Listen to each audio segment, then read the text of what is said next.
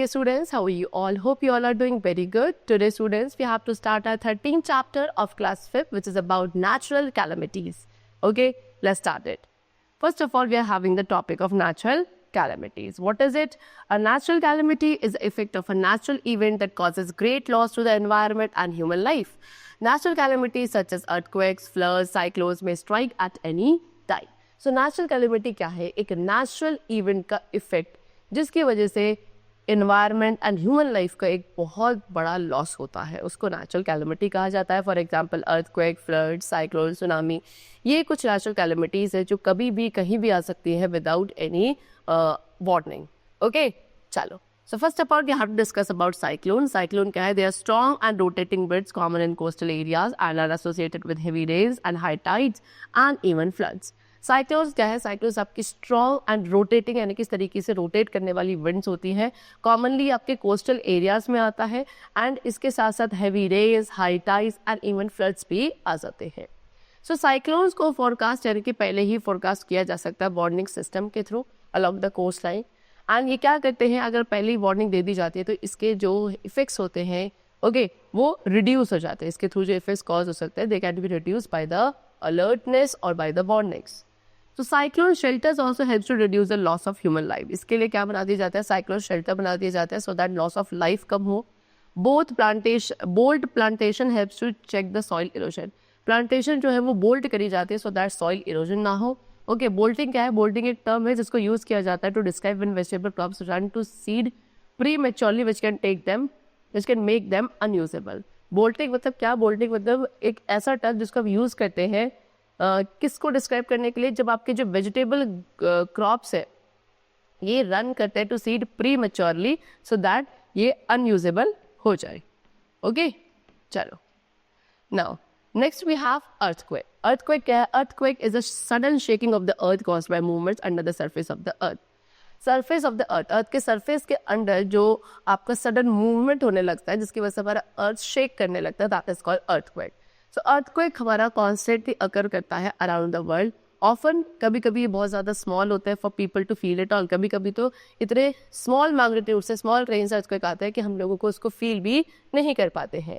ठीक है, अर्थक्वेक्स को मेजर किया जाता है एक डिवाइस के through that is Richter scale and it is believed that earthquakes that measure 2 or less on the richer scale cannot be felt at all. And ये क्या बिलीव किया जाता है कि ऐसा अर्थक्वेक जिसका मैग्नीट्यूड 2 या 2 से भी लेस होता है ऑन द रिचर स्केल उसको हम फील नहीं कर सकते. बेसिकली अर्थक्वेक्स बहुत डिस्ट्रक्टिव होते हैं, ये काफ़ी डैमेज कॉज करते हैं to life and property. For example the Bhuj earthquake. जो भुज अर्थक्वेक है जो कब आया था 26 जनवरी 2001 में इन गुजरात. ये सबसे ज़्यादा डिजास्टर्स अर्थक्वेक था जो अभी तक इंडिया की हिस्ट्री में रिकॉर्ड हुआ है. ठीक है, more than 20,000 people died. Over 15 lakhs were injured and about 8 lakh houses were damaged due to this earthquake. Okay, now next we come to floods. So heavy and continuous rainfall. जब बहुत ज़्यादा तेज़ और continuous बारिश होती है उससे जो आपकी रिवर्स है वो ओवरफ्लो करने लगती हैं एंड नियर बाई एरियाज में फ्लड्स आते हैं. ठीक है, जिसे आप बाढ़ कहते हो. So flood can also be caused by the collapse of a dam. Floods का एक और रीजन हो सकता है कि जब एक डैम कोलैप्स हो जाता है जिसकी वजह से एक्सेस वाटर आपका एडजॉइनिंग एरियाज में फ्लो करने लगता है, that is also the cause of flood only. Melting of snow in the summer causes. अब जब समर में जो स्नो की मेल्टिंग होती है उससे जो रिवर्स है वो ओवरफ्लो करने लगती है. कोस्टल एरियाज आपके ज़्यादा प्रोन होता है टू द फ्लड्स क्योंकि जो वहाँ पे एयर प्रेशर में रैपिड चेंज होता है उससे सी स्टॉर्म्स आने के चांसेस होता है जिसे हम साइक्लोन्स या टाइफून्स कहते हैं. एंड जब साइक्लोन्स या टाइफून्स आते हैं तो उसके साथ हैवी रेन एंड स्टॉर्म आने भी चांसेस होते हैं एंड जिसकी वजह से फ्लड कॉज होता है in the coastal areas. Floods आपका काफ़ी अच्छा डैमेज कॉज करता है to the crop, lives and properties.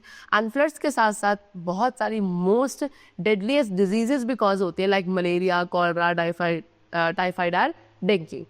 Okay, चलो. Now next we come to fire. तो फायर क्या है? Fire is one of the major causes of accident. Fire भी एक एक्सीडेंट का मेजर कॉज है ड्यूरिंग हेवी थंडरस्टॉर्म. जब बहुत ज़्यादा हेवी थंडरस्टॉर्म्स आते हैं एंड लाइटनिंग किसी ऑब्जेक्ट पे फॉल करती है सो इट में कैच फायर. एक फायर जो है वो आपकी ब्रेकआउट कर सकती है किसकी वजह से? हो सकता है कि कुकिंग गैस पाइप जो होता है उसमें कोई लीकेज है, कोई शॉर्ट सर्किट हो जाए इलेक्ट्रिक सप्लाई सिस्टम में, तब भी वहाँ पे क्या आपकी फायर कॉज हो सकती है. So whatever the reason may be, reason चाहे कुछ भी हो, फायर जो है एक्सटेंसिव डैमेज कॉज करती है to life and property. Okay, building जैसे कि school, colleges, offices, cinema halls, shopping mall, and large residential complexes, they should strictly follow fire safety measure.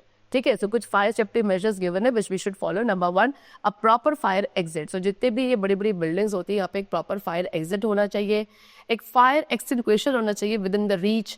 Okay, maintaining fire alarm system. अगर किसी भी तरीके का आपको फायर वहाँ पे डिटेक्ट हो रहा है तो उसकी डिटेक्टिंग एंड वार्निंग पर्पज़ के लिए आपके पास एक प्रॉपर फायर अलार्म सिस्टम होना चाहिए. Conducting fire drills at regular interval. एक रेगुलर इंटरवल पे फायर ड्रिल्स भी कंडक्ट करी जानी चाहिए. ओके, चलो. So the chapter is completed. I hope you all have understood the different types of natural calamities which usually occur in our country or in any part of the world. Okay, we'll meet you very soon in the next class. Till then, take care and thanks to all.